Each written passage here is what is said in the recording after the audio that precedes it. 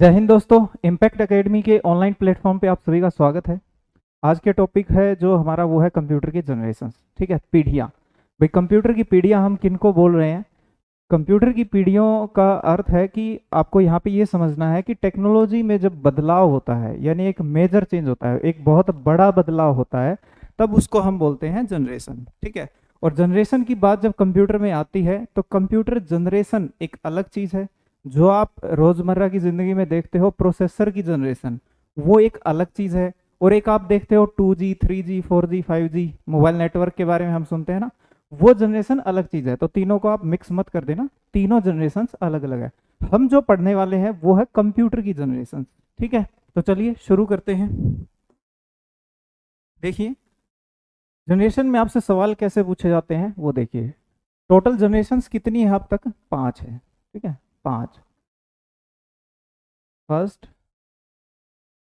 Second, third, fourth और fifth. अब तक टोटल कितनी जनरेशन मानी गई है? 5। ठीक है। वैसे तो कंप्यूटर बहुत सालों पहले शुरू हो गए थे, जैसा हमने हिस्ट्री की क्लास में पढ़ा था।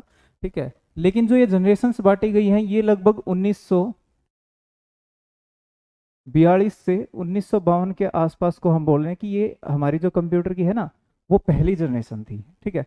फिर हम ये मानते हैं कि लगभग 1953 से लेकर 1965 के आसपास, ठीक है, ये हमारी रही है दूसरी जनरेशन। फिर 1965 से या 66 से हम बोल सकते हैं लेकर 1971 तक ये है हमारी तीसरी जनरेशन। ठीक है। फिर 1971 या हम बोल सकते हैं 72 से लेकर ये बोल सकते हैं आप अब तक। ठीक है, यानी अभी कौन सी जनरेशन चल रही है? चौथी जनरेशन चल रही है, चौथी पीढ़ी चल रही है।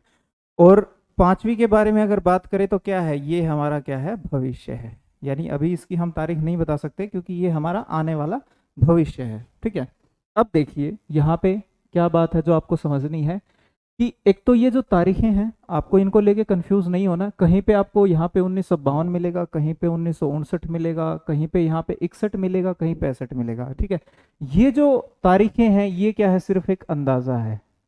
अंदाजा इसलिए है क्योंकि कंप्यूटर की लाइन में अगर बात करें तो इस चीज पे इतना जोर नहीं दिया गया कि कब क्या हुआ कैसे क्या हुआ, यानी हिस्ट्री बनाने पे इतना जोर नहीं दिया गया है। और कंप्यूटर का हिस्ट्री करके कोई स्पेशल जो है सब्जेक्ट भी नहीं है, और ना ही कहीं ये पढ़ाते कि कौन सा कब क्या था। ये तो हमारे कंप्यूटर एग्जाम्स में आते हैं तो इसलिए हम पढ़ते हैं। ठीक है, इस वजह से इसकी हिस्ट्री पे इतना जोर नहीं दिया गया, तो इनकी तारीखें इतनी वो नहीं है। ठीक है, तो तारीखों पे ज्यादा आपको स्ट्रेस लेने की जरूरत नहीं है। बस थोड़ा आप ऐसे याद रख सकते हो कि जैसे 1965 में हमारी लड़ाई हुई थी, एक 71 में हुई थी, तो थोड़ा बस आप इससे अंदाजा लगा सकते हो, है ना। इससे आपको थोड़ा सा याद रह जाएगा। और बाकी अभी कौन सी चल रही है? चौथी पीढ़ी चल रही है, तो ये है। और भविष्य पांचवी है, तो आपको याद तो पहली दूसरी और तीसरी ही करनी है। ठीक है, और इनमें भी तीसरी जो है वो सबसे ज्यादा महत्वपूर्ण है। ठीक है। अब रही बात सवाल कैसे पूछेंगे, भाई इन जनरेशन्स में बहुत अंतर था। जैसा कि मैंने आपको बताया ना कि बहुत बड़ा बदलाव होता है, तभी वो क्या बनती है? कंप्यूटर की एक पीढ़ी बनती है। ठीक है। जैसे अब पहली पीढ़ी की विशेषता क्या थी? देखो सीधा सीधा पूछते हैं कि कंप्यूटर की जो पहली पीढ़ी है उसकी विशेषता क्या थी? उसकी विशेषता थी कि इसमें, इसके निर्माण में किसका यूज करते थे? इसके लिए कंप्यूटर में वैक्यूम ट्यूब, ठीक है, निर्वात, किसका यूज करते थे? वैक्यूम ट्यूब्स का यूज करते थे। ठीक है, तो आपसे सीधा सीधा पूछ लिया जाता है कि वैक्यूम ट्यूब का इस्तेमाल कंप्यूटर की कौन सी पीढ़ी में होता था? ठीक है, तो पहली पीढ़ी में। दूसरी पीढ़ी में फिर वैक्यूम ट्यूब की जगह पे रिप्लेस कर दिए क्या? ट्रांजिस्टर्स। ठीक है, ट्रांजिस्टर्स।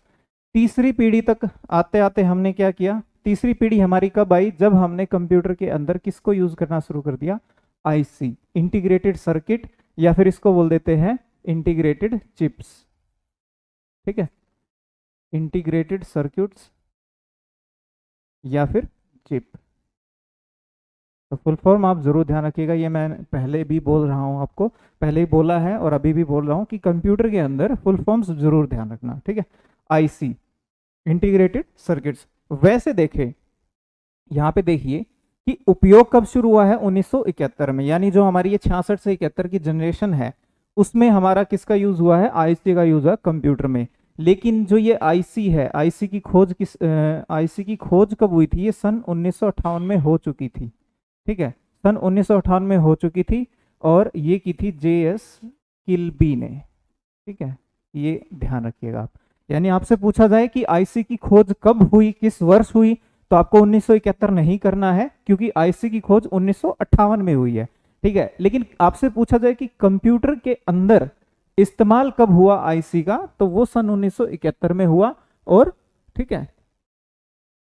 अब पूछ लें कि भाई कैसे हुआ, तो 1971 की अगर बात करें तो आईसी का उपयोग कैसे हुआ कि एक कंपनी है चाइना की, चाइना देश की एक कंपनी है जिसका नाम है इंटेल, ठीक है, इंटेल। उसने पहला आईसी आधारित माइक्रो प्रोसेसर बनाया, ठीक है, या सीपीयू बनाया, ठीक है। तो अब आपसे यहाँ पे ऐसे भी पूछ ले कि कंप्यूटर के अंदर जो आईसी चिप है, यानी कि जो प्रोसेसर है, वो आईसी चिप का जो प्रयोग है प्रोसेसर में कब हुआ, तो भी कब है आईसी का? 1971 में। ये पूछ लें कि कब शुरुआत हुई? 1971 में। पहला चिप वाला माइक्रो प्रोसेसर कब बना? 1971 में। किसने बनाया? इंटेल कंपनी ने, चाइना में, इंटेल कॉरपोरेशन बोल देते हैं, ठीक है, चाइना में इसकी खोज हुई। तो ये आप जरूर ध्यान रखिएगा, 1971 से रिलेटेड बहुत इंपॉर्टेंट बात है ये, ठीक है। और ये 3-4 सवाल जो है ना कि आईसी कब आई, कब उपयोग हुआ, किसने बनाई, ये बहुत सारे एग्जाम्स में पूछा गया है, ठीक है, और बार बार पूछा जाता है, तो बहुत इंपॉर्टेंट है आपके लिए, ठीक है। फिर आगे अगर चौथी जनरेशन की बात करें, तो चौथी जनरेशन में जब हम पहुंचे, कब पहुंचे हैं? यहाँ पे हम तब पहुंचे हैं जब हमने किसका यूज कर लिया? LSI का। आईसी की जगह पे किसका? LSI और VLSI, ठीक है। LSI क्या है? ये है लार्ज स्केल इंटीग्रेशन, ठीक है। और VLSI क्या है? V की फुल फॉर्म बस ध्यान रख लीजिएगा, बाकी तो सारी सेम है, ठीक है, वेरी लार्ज स्केल इंटीग्रेशन। यानी कि बहुत सारे ट्रांजिस्टर्स और कैपेसिटर्स से मिलके बड़ी बड़ी चिप, जो हम बोल सकते हैं कि बहुत बड़ी कैलकुलेशंस कर सकती हैं, मतलब जो ये नॉर्मल एक आईसी है उससे ज्यादा कैपेसिटी की आईसी बोल सकते हैं आप, ठीक है। बहुत सारे इसमें ट्रांजिस्टर और कैपेसिटर्स लगे होते हैं बड़ी मात्रा में। तो फिर आई LSI और VLSI। अब आपसे यहाँ से पूछेंगे या तो इनकी फुल फॉर्म, ठीक है, फुल फॉर्म आप याद रखिएगा, या फिर ये पूछ लेंगे कि LSI और VLSI का कंप्यूटर की किस पीढ़ी में उपयोग हुआ। तो कौन सी में हुआ भाई? यहाँ पे चौथी में। और चौथी पीढ़ी है कब तक? तो हम ये बोल सकते हैं कि ये लगभग 1972 से आरंभ हुई थी, ठीक है, और अभी जो चल रही है वो हमारी चौथी पीढ़ी ही है। पांचवी पीढ़ी स्टार्ट हो चुकी है, वो मैं बताऊंगा कैसे हो चुकी है, लेकिन अभी पूरी तरह आई नहीं है, ठीक है। आगे बढ़ते हैं, अब बात करते हैं पांचवी पीढ़ी की। जैसे इन पे सवाल पूछ रहे हैं, तो भाई पांचवी पीढ़ी पे इस पे कैसे पूछेंगे पांचवी पीढ़ी के ऊपर? तो इस पे देखिए आप, सबसे पहले यहाँ पे जो उपयोग है वो किसका है? ULSI का। ULSI ultra large scale integration, ठीक है, ultra large scale integration same हो जाएगा, ठीक है। तो ये अल्ट्रा वर्ड जरूर ध्यान रखना, अल्ट्रा, अल्ट्रा मतलब पांचवी पीढ़ी, ठीक है, ओके। दूसरा, पांचवी पीढ़ी की विशेषता आपसे पूछ लें तो वो है AI।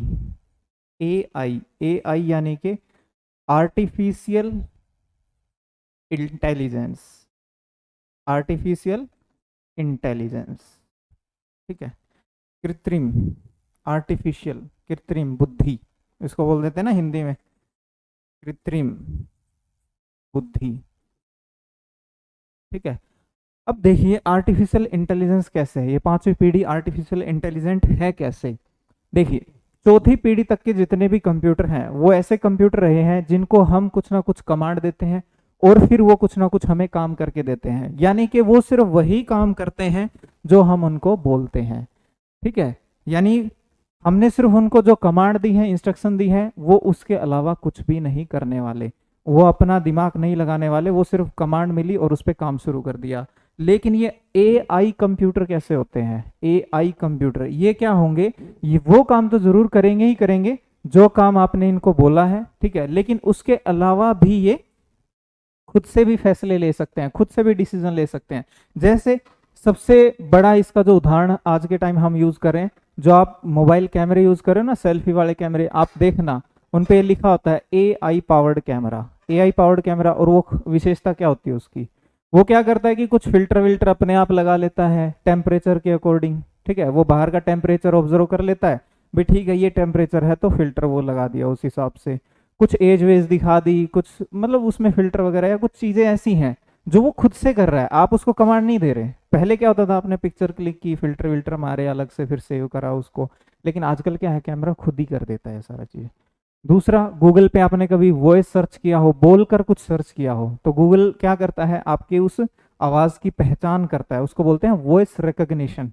वॉइस रिकॉग्निशन आपकी आवाज की पहचान करता है कि आपने बोला क्या है, फिर उसके आधार पे वो क्या है, डाटा ढूंढता है भाई, उससे रिलेटेड जो चीजें वो ढूंढता है, फिर आपको वो दिखा देता है, ठीक है।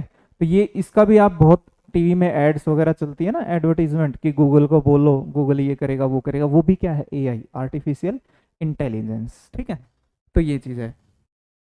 और एक और विशेषता है, वो है मशीन लर्निंग, उसको बोलते हैं ML, ठीक है। मशीन लर्निंग फुल फॉर्म ध्यान रखिएगा, मशीन लर्निंग। अब AI में और इसमें थोड़ा सा अंतर है जो आपको ध्यान देना है। मशीन लर्निंग ये क्या चीज़ है, नाम से पता चल रहा है मशीन लर्निंग मतलब कुछ मशीन सीख रही है। सीख रही है का मतलब ये है कि हम उसको कुछ नहीं सिखा रहे, वो क्या कर रही है, खुद मशीन ऑब्जर्व कर रही है कि अब आगे क्या करना चाहिए, और वो किस आधार पे। अब यहाँ पे आपको ये ध्यान रखना है कि हमारे पास बहुत सारा डाटा है, ठीक है। हम क्या करते हैं, कुछ सैंपल डाटा कंप्यूटर को देते हैं, कंप्यूटर उस सैंपल डाटा के बेस पे क्या करता है, अपने जो भी प्रोग्राम है, एल्गोरिदम है, वो उनके ऊपर लगाता है, और फिर ये एक फैसला लेता है कि भाई क्या फायदा है, किस चीज में फायदा है और किस में नहीं है। जैसे उदाहरण के लिए, हम हर रोज सोशल मीडिया का इस्तेमाल करते हैं, बहुत सारा हम कंटेंट डालते हैं, तो फेसबुक क्या करता है, गूगल क्या करता है, उस कंटेंट को एनालाइज करता है कि वो कंटेंट किस से रिलेटेड है। तो आपने ध्यान दिया हो कभी भी कि जब आप पॉलिटिकल रिलेटेड टॉपिक्स पे अगर कुछ आप डालते हो, तो आपको जो ऐड दिखाई देंगी वो भी कैसी होंगी, पॉलिटिकल की ही होंगी, यानी पॉलिटिक्स से रिलेटेड ही एडवर्टीजमेंट होगी। अगर आप कुछ न्यूज़ वगैरह ज़्यादा डालते हो, तो आपको जो ऐड होंगी वो भी न्यूज़ से ही रिलेटेड दिखेंगी। अगर आप कोई म्यूजिक ज़्यादा सर्च करते हो, तो आपको जो ऐड मिलेंगी वो किन की मिलेंगी, फिल्मों की, गानों की, एंटरटेनमेंट की। तो ये चीज़ है। तो वो क्या करते हैं, ये मशीन लर्निंग लगाते हैं आपके ऊपर कि आप जो भी कंटेंट डाल रहे हो वो फटाफट उसको क्या करते हैं, लर्न करते हैं उस डाटा से, उसको बोलते हैं सैंपल डाटा। यानी जिस पे लर्न करते हैं उसको बोलते हैं सैंपल डाटा। उस पे लर्न करके फिर डिसीजन लिए जाते हैं भाई क्या करना है क्या नहीं करना। तो इसका संबंध भी किससे है, हमारे 5वीं पीढ़ी से, ठीक है। अभी हम बहुत कर रहे हैं ये चीज।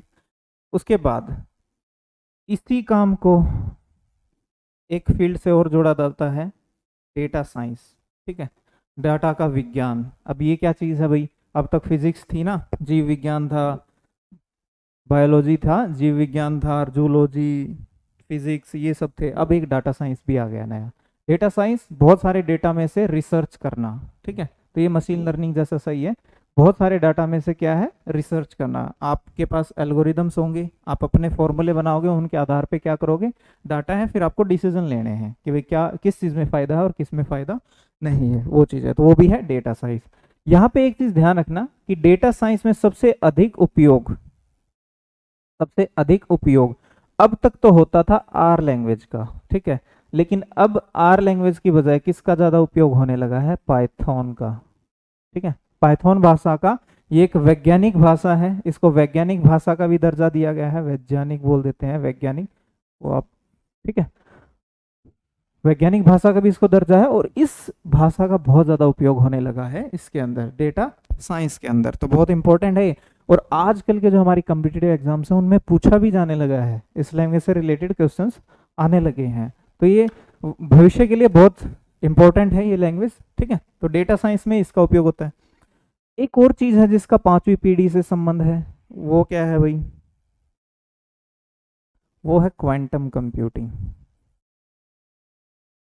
क्वांटम कंप्यूटिंग, ठीक है। ये अलग प्रकार के कंप्यूटर होंगे जो आगे बनाए जाएंगे, अभी इन पे काम चल रहा है, अभी ये रेडी नहीं है, ठीक है। लेकिन धीरे धीरे कोशिश करी जा रही है कि जल्दी से जल्दी इनको भी मार्केट में लेके आया जाए। और माना ये जा रहा है कि जो हम कंप्यूटर अभी यूज कर रहे हैं उनकी जो कैलकुलेशन स्पीड है, ठीक है, उनकी जो क्षमता है, इन कंप्यूटर की क्षमता उनके मुकाबले बहुत ज़्यादा रहने वाली है। ठीक है, तो हो सकता है भविष्य में जो आज के हमारे कंप्यूटर्स हैं ये हटा के हम क्या यूज़ करने लग जाएं, क्वांटम कंप्यूटर्स का उपयोग करने लग जाएं। ठीक है, लेकिन अभी ये भविष्य है तो हमें इंतज़ार करना होगा, लेकिन ये भविष्य ज़्यादा दूर नहीं है, क्योंकि इंसान जो सोच लेता है वो कर भी लेता है, बना भी लेता है। ठीक है, तो ये चीज़ है। तो ये तो आपको इस हिसाब से ध्यान रखने हैं आपके। ठीक है, ये तो हो गया कि क्या क्या उनकी विशेषताएं हैं। विशेषता अगर आपसे पूछ ले तो नेक्स्ट और क्या आपसे पूछ सकता है जो आपको ध्यान रखना है, हो सकता है आपसे पूछ ले प्रोग्रामिंग। ठीक है, प्रोग्रामिंग लैंग्वेज कौन सी पीढ़ी में कौन सी थी। ठीक है, कौन सी पीढ़ी में कौन सी थी। अब देखिए, प्रोग्रामिंग जो भाषाएं है ना, जो लैंग्वेज है, वो दो टाइप की है। ठीक है, दो टाइप की है, एक होती है एल एल और एक होती है एच एल। एल एल मतलब लो लेवल, ठीक है, और एच एल मतलब हाई लेवल।